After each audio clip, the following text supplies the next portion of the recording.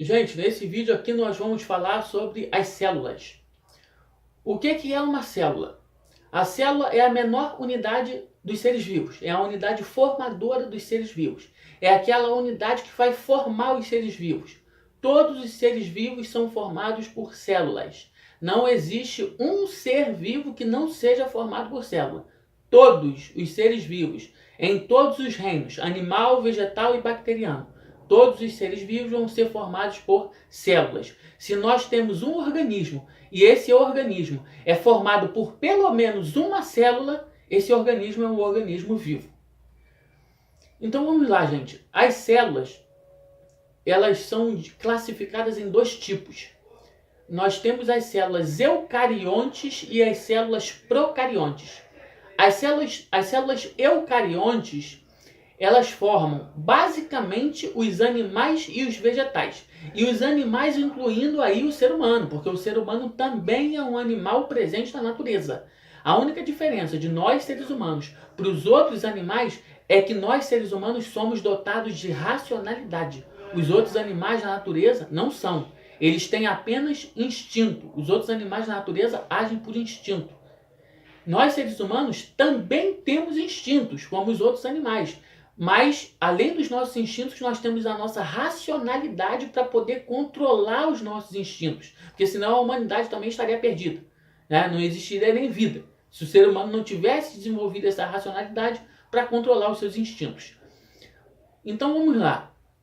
As células eucariontes formam, basicamente, os animais e os vegetais. As células procariontes, elas vão formar as bactérias. As células eucariontes, como eu disse aqui, em sua grande maioria, de uma maneira geral, essas células eucariontes, elas formam organismos que são multicelulares. Ou seja, o que significa isso? Organismos multicelulares são aqueles seres vivos que são compostos por mais de uma célula. Sempre quando eu tenho um ser vivo que é composto de mais de uma célula, eu tenho um ser vivo multicelular. Por isso esse nome multicelular ou pluricelular. Ambos os dois estão corretos. Tanto multicelular quanto pluricelular. Então são organismos que são compostos por várias células. Diferentemente das células procariontes, que são células que vão formar organismos unicelulares, como é o caso das bactérias, por exemplo. O que vem a ser um organismo unicelular? O organismo unicelular é aquele organismo que é composto por apenas uma célula.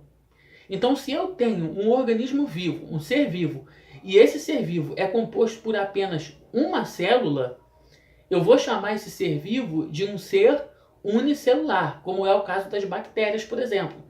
E se eu tenho um ser vivo que ele é composto de duas ou de mais células, né, de duas para cima, de duas ou de mais células, esse ser vivo eu vou chamar de um ser multicelular ou pluricelular.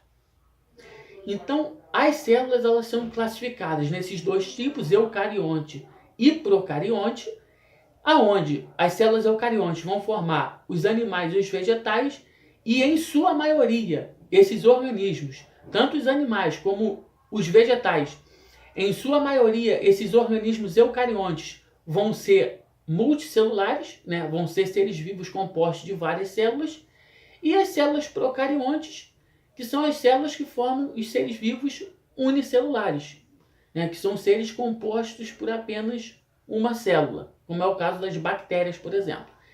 Então, gente, dentro dessas células eucariontes nós temos a célula animal e a célula vegetal, que tem suas diferenças em relação às suas estruturas. Depois eu vou fazer um vídeo detalhando sobre célula animal, senão o vídeo aqui vai ficar muito longo. Célula vegetal e depois também sobre os organismos procariontes. As células procariontes, que são as células bacterianas. Depois eu vou fazer um vídeo separado sobre cada uma dessas células, as diferenças sobre cada uma dessas células, né? E depois eu vou fazer tudo separadinho para a gente entender melhor. Se eu for colocar tudo aqui nesse vídeo, o vídeo vai ficar muito longo. Então, basicamente, as células são classificadas desses dois tipos, eucarionte e procarionte. Depois eu faço um vídeo detalhando sobre cada